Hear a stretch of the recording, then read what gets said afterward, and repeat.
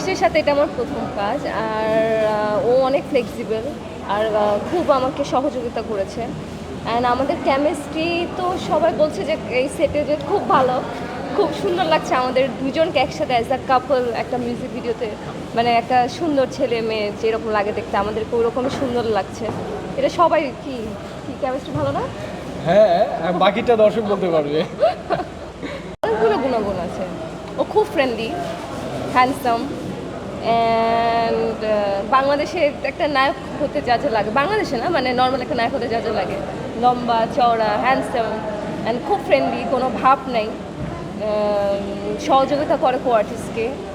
এই জিনিসগুলো তো আমার কাছে মনে হয় একটা মানে আমি ওর সাথে কাজ করে আমি নিজে খুব ফ্লেক্সিবল, মানে আমার কাছে মনে হয়নি যে আমি প্রথম কাজ করেছি, মনে হয়েছে যে ও আমার সেই অনেক আগের ফ্রেন্ড, কাজ করছি বা কন্টিনিউ মনে হয় আমরা অনেকগুলো কাজ করেছি, এরকম আমার কাছে ফিলিং আমার মনে হয়েছে।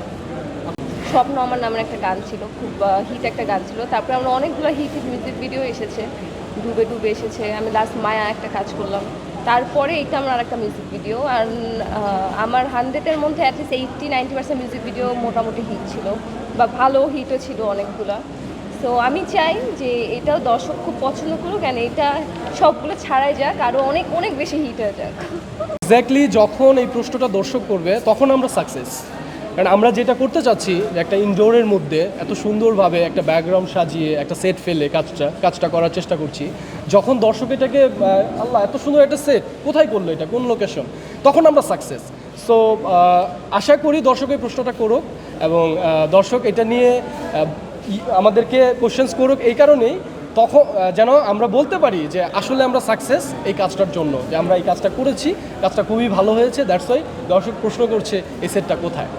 সিনেমা বাদ দিয়েছে এটা ভুল। ফার্স্ট অফ অল হচ্ছে মিউজিক ভিডিওটা হচ্ছে সিনেমারই একটা অংশ।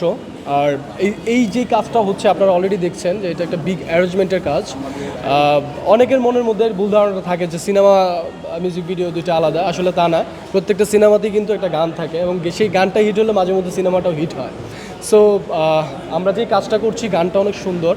গানটা গেয়েছেন হচ্ছে কুনাল আপু আর হচ্ছে শাহরিয়ার রাফাত ভাই, আর আমার কো আর্টিস্ট হিসেবে আছে হচ্ছে সৌমি। অ্যান্ড এটা কোরিওগ্রাফি করছে হচ্ছে রোহান ভাই, বেলাল ভাই, আর ডিরেকশন দিচ্ছে হচ্ছে আমাদের এস সোহেল ভাই। সো আমরা চেষ্টা করছি কাজটাকে এমনভাবেই করার যেন মনে হয় গানটা দেখার পর এটা কোন সিনেমার গান। সো আশা করি আমরা সেই পর্যায়ে যেতে পেরেছি এবং রিলিজের পর বাকিটা আপনারা জানতে পারবেন।